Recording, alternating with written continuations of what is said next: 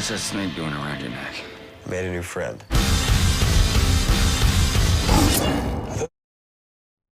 तो दोस्तों, मूवी की एक्सप्लेनेशन को शुरू करने से पहले मैं आपसे रिक्वेस्ट करती हूँ कि अगर आपको इस मूवी की कहानी अच्छी लगे तो प्लीज इस वीडियो को लाइक जरूर कीजिएगा। चलिए कहानी शुरू करते हैं। दरअसल मूवी की स्टार्टिंग में हमें एक लड़के को दिखाया जाता है जिसका नाम आईजी है और वो इस मूवी का मेन कैरेक्टर होता है। अब यहाँ पर आईजी की गर्लफ्रेंड का नाम मैरन होता है जिसका मर्डर हो जाता है और सारे लोगों को यही लगता है कि उसका मर्डर आईजी नहीं किया है।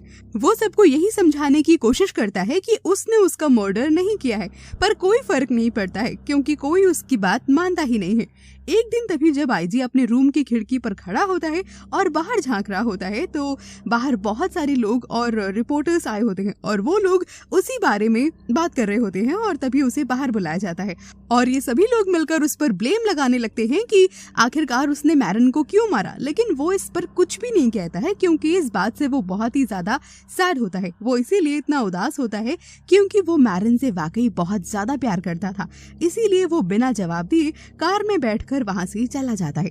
इसके बाद में वो अपने पेरेंट्स के घर पर जाता है और उसके पेरेंट्स उसे हौसला देते हैं कि सब कुछ ठीक हो जाएगा, लेकिन तभी आईजी के फादर को यही लगता है कि आईजी ने ही मैरन को मारा है और आईजी ये बात सुनकर बहुत ही ज्यादा परेशान हो जाता है और वहां से भी चला जाता है। आईजी जब उठकर बाहर आता है तो पीछे उसका भाई और उसके बचपन का दोस्त जिसका नाम ली होता है वो भी आता है और वो आते ही उससे मिलता है और कहता है कि एक बैड न्यूज है, लैब एक्चुअली में जल चुकी है और मैरन से मिले जो भी एविडेंस थे वो भी अब नहीं रहे। आईजी ये सुनकर बहुत ही ज्यादा परेशान हो जाता है क्योंकि उस लैब में उसकी मेडिकल रिपोर्ट्स और पोस्टमार्टम रिपोर्ट्स भी वहां पर मौजूद होते हैं और उसे शायद ये पता चल पाता कि मैरन का जो रेपिस्ट है और उसे मारने वाला एक्चुअली में कौन होता है। अब यहाँ पर सभी लोग मैरन की कब्र पर कैंडल जलाने के लिए जाते हैं जहाँ पर मैरन के फादर और उसके कुछ रिलेटिव्स भी वहाँ पर मौजूद होते हैं। मैरन के फादर लोगों से यही कहते हैं कि आईजी ने ही मैरन को मारा है और वो इसकी सजा उसे जरूर दिलवा कर रहेंगे। आईजी ऊपर ट्रे हाउस में मौजूद होता है और ये सब कुछ सुन रहा होता है और वो ये सारी बातें सुनकर बहुत ही ज्यादा सैड हो जाता है। वो सोचता है कि एटलीस्ट मैरन के फादर से उसे ये उम्मीद बिल्कुल नहीं थी। अब सबके चले जाने के बाद अभी आईजी परेशान होकर गॉड से सवाल करने लगता है कि आखिरकार उन्होंने ऐसा क्यों किया और तभी वहां पर आईजी की बचपन की दोस्त आ जाती है और उसे संभालने लगती है। तभी आईजी कहता है कि गॉड मैरन को भला कैसे मार सकते हैं क्योंकि वो तो हर संडे चर्च जाया करती थी और कैंडल भी जलाती थी। अब अगली सुबह जब वो सो कर उठता है तो शीशे में वो अपने सिर पर सींगों के कोई निशान देखता है तो उसे ऐसा लगता है कि वो वाकई में तो बुरा आदमी नहीं था। अब बाहर आकर वो अपने सींगों को अपनी एक दोस्त को दिखाता है पर वो इस बात को सीरियसली लेती नहीं है और उसे अपनी स्टोरी सुनाने लगती है कि देखो मुझे भी तो कोई पसंद नहीं करता है और तुम भी कल मेरे साथ इसीलिए आए क्योंकि तुम नशे में थे। अब अगले दिन तभी आईजी अपने सींगों को ढककर एक डॉक्टर के पास जाता है और उन्हें दिखाता है। डॉक्टर भी हालांकि उसकी इस बात को सीरियसली लेती ही नहीं है और उसे एक फॉर्म फिलअप करने को दे देती है। वो बाहर जाकर बैठता है तो उसके पास एक औरत और एक बच्ची आई होती है। वो बच्ची खेलते समय बहुत ज्यादा चिल्ला रही थी। तभी उस बच्ची की मॉम आईजी से कहती है कि मुझे अपनी बेटी को किक करना चाहिए, यानी उसे लात मारनी चाहिए क्योंकि उसके खेलने की वजह से आपको परेशानी हो रही होगी। अब वो ये सब कुछ बिल्कुल सही कह रही थी और उसके मुंह से ये सच्चाई आईजी की सींगों की वजह से ही निकल रही थी। तभी आईजी उठकर वो फॉर्म रिसेप्शनिस्ट को दे देता है और तभी वो भी उससे कहती है कि क्या मैं इन दोनों माँ बेटी को यहाँ से बाहर निकाल दूं, हो सकता है कि इन दोनों की वजह से आपको परेशानी हो रही हो। और इसके बाद वो फाइनली उन दोनों को वहां से जाने के लिए कह देती है। अब वो औरत बहुत ज्यादा गुस्सा हो जाती है और शीशे पर अपना हाथ मारने लगती है। आईजी उसे रोकने के लिए जाकर उसका हाथ पकड़ता है तो उसे दिखता है कि वो औरत किसी आदमी के साथ रिलेशनशिप में है और साथ ही वो बच्ची आईजी से कहती है कि मैं अपनी माँ से बहुत नफरत करती हूँ और उन्हें बेड पर ही जला देना चाहती हूँ। असल में वो औरत एक अच्छी माँ नहीं होती है और वो ज्यादातर बाहर ही रहती होती है। अब आईजी जाकर दूसरे डॉक्टर से मिलता है तो वो डॉक्टर भी उसके सींगों को देखकर कोई भी रिएक्ट नहीं करते हैं, जैसे कि वो बिल्कुल नॉर्मल हो। लेकिन आईजी उनसे कहता है कि आप इन सींगों को हटा दो। तो डॉक्टर उसके सिर से उन सींगों को हटाने के लिए पहले उसे बेहोश कर देते हैं और बेहोशी में ही आईजी को सपने में मैरन दिखती है जिसके साथ वो बचपन में चर्च जाता था। पर जब वो होश में आता है तो वो देखता है कि उसके सिर पर अभी भी वो सींग हैं, वो कटे नहीं होते हैं और डॉक्टर्स कहीं और बिजी होते हैं। अब ये सब उन्हीं सिंह की वजह से ही हो रहा होता है। अब आईजी अपने दोस्त ली से मिलने जाता है पर वो नोटिस करता है कि उसके दोस्त को उसके सिंह दिख ही नहीं रहे हैं।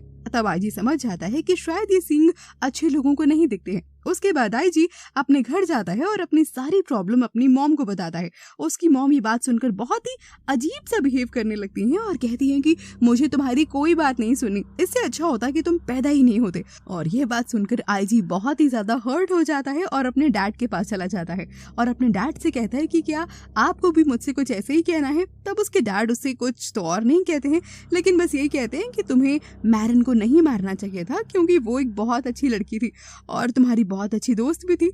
तभी आईजी वापस से कहता है कि डैड मैंने उसे नहीं मारा है, वो मेरी भी तो बहुत अच्छी दोस्त थी और भला मैं उसे क्यों मारूंगा।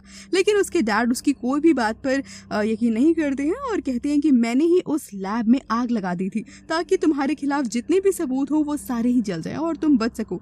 अब अपने डैड की ये बात सुनकर आईजी बहुत ही ज्यादा शॉक्ड हो जाता है और अपने डैड से कहता है कि ये आपने क्या कर दिया, अगर आपने वाकई लैब में आग नहीं लगवाई होती तो शायद मैं बच जाता और जो भी शायद मर्डरर है वो सामने आ चुका होता। अब आईजी अपनी कार में बैठकर कहीं जा रहा होता है और अपने दोस्त ली को कॉल करता है और सब कुछ उसे बताता है, पर तभी वो देखता है कि उसके पीछे कुछ मीडिया वाले आ रहे होते हैं। तभी वो एक क्लब में जाता है जहां उसकी फ्रेंड काम करती होती है, पर रिपोर्टर्स उसके पीछे आने लगते हैं और तभी आईजी उनसे कहता है कि तुम में से जो सबसे इंटेलिजेंट होगा वही मेरा इंटरव्यू लेगा। और ये सुनकर सारे रिपोर्टर्स आपस में बहस करने लगते हैं और इसी का फायदा उठाकर आईजी क्लब के अंदर चला जाता है। अंदर जाते ही उस क्लब का मालिक उसे कहता है कि मैं अपने क्लब को जलाना चाहता हूँ ताकि इंश्योरेंस के पैसे मुझे मिल सके। अब ये बात क्लब का ओनर आईजी से उसके सींगों की वजह से ही कह पा रहा होता है क्योंकि सींगों के सामने अक्सर लोग सच ही बोला करते हैं। अब तभी इस बात का फायदा उठाकर आईजी सबसे एक एक करके सच पूछता है कि क्या कोई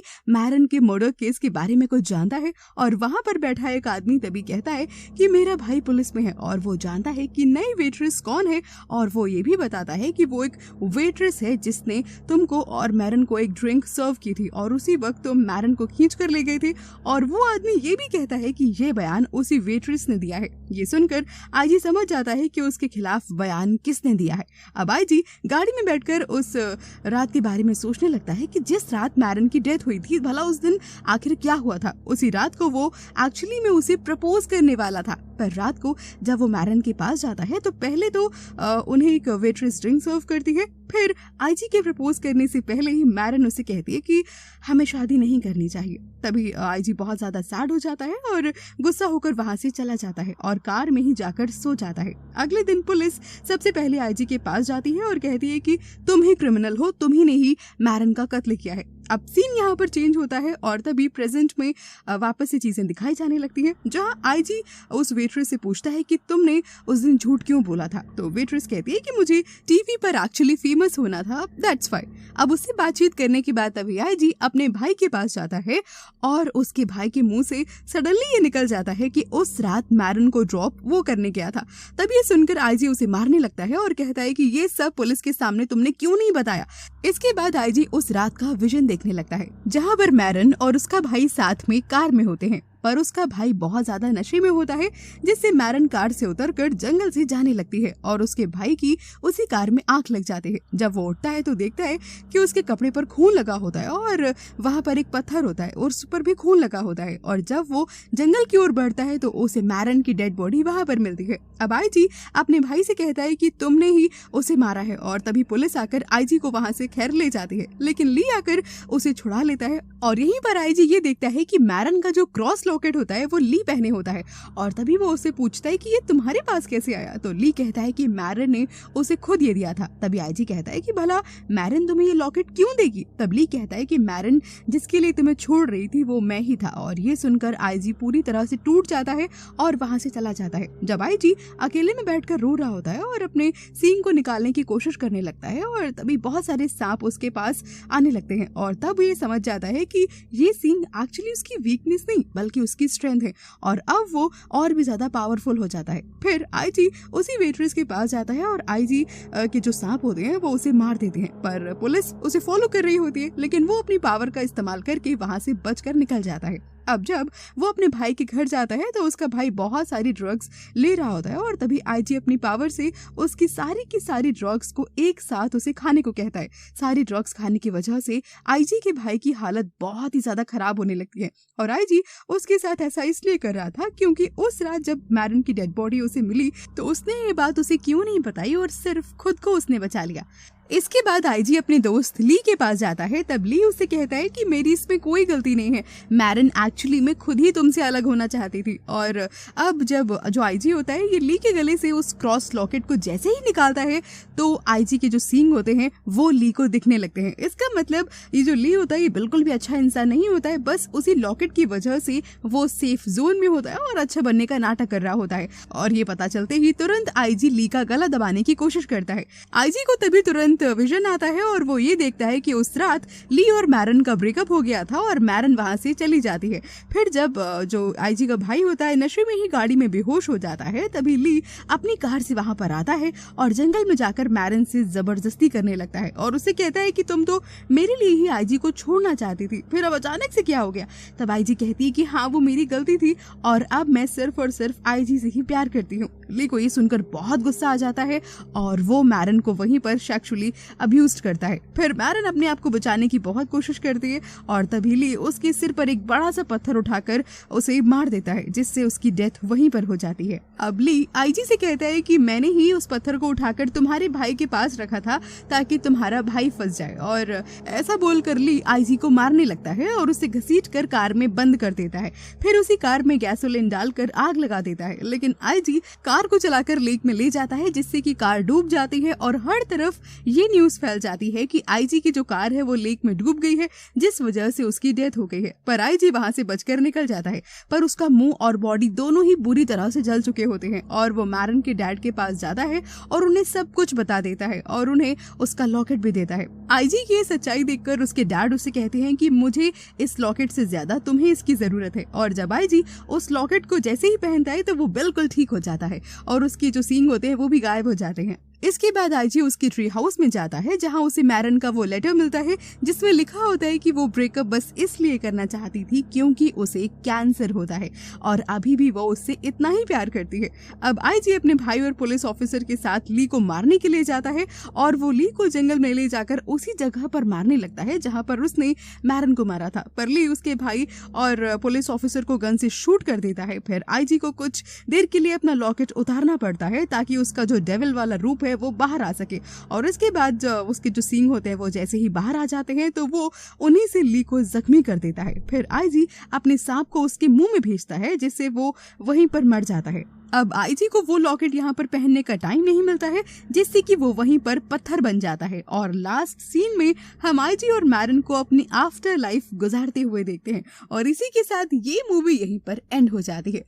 तो दोस्तों कैसी लगी आपको ये सस्पेंस से भरी हुई लव स्टोरी? अगर आपको ये कहानी अच्छी लगी हो तो प्लीज इस वीडियो को लाइक कीजिए, इस चैनल को सब्सक्राइब कीजिए और हाँ इस वीडियो को अपने दोस्तों के साथ शेयर जरूर कीजिएगा। मैं जल्दी से वापस आऊंगी आपके लिए कोई और अमेजिंग सी मूवी की कहानी को लेकर। Till then take care, bye bye.